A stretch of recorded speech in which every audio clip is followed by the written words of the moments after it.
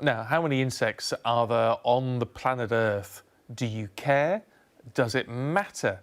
Do we need to know if those figures are going up and down? Well, it is important, and a team of British scientists believe that they've produced a system that could use weather technology that would actually help us count how many insects there are on the planet. One of the lead scientists behind all of this is Dr. Christopher Hassall from the University of Leeds, who joins us now. Good morning, lovely to see you. Tell us why this matters. Well, fundamentally, we have a potential ecological crisis on our hands. There's been a number of high-profile studies recently that have described these huge crashes in insect numbers.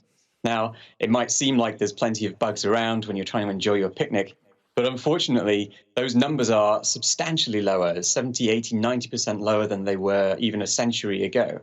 And that's when our records really started being collected in a meaningful way. So these insects that we rely on for pollination, for our honey production, for example, are in crisis, and we really don't have the data to be able to diagnose the causes of those declines and to do something about them. Well, tell us about BioDAR then, this radar system that could be the answer to this.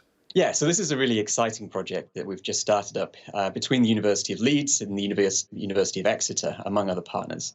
We've known for many years, really ever since radar data was declassified at the end of the Second World War, that we've been able to see animals in radar data. The weather radars, obviously, they've been improved considerably over the last few years.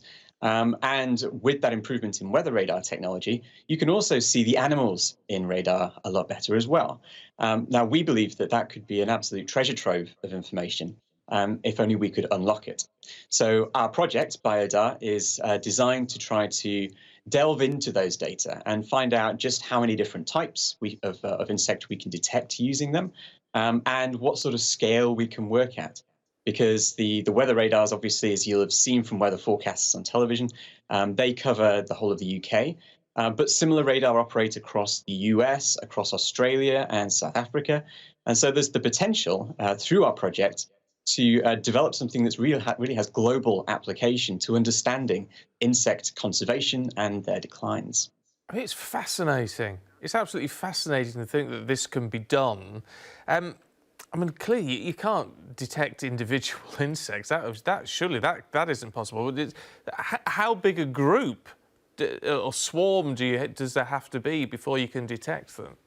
That's a really good question, and it's actually one of the central questions in the work that we're doing.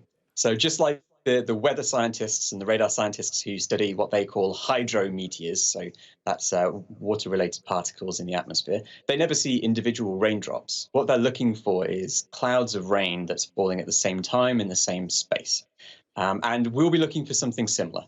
So we'll be looking for often those common species, things like aphids, things like migrating butterflies, for example, or more recently, you've probably heard about flying ant day.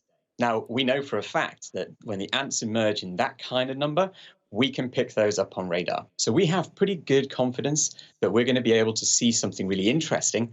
The question for us really is how refined do we have to be? How few insects do there have to be in that volume of atmosphere for us to be able to detect them?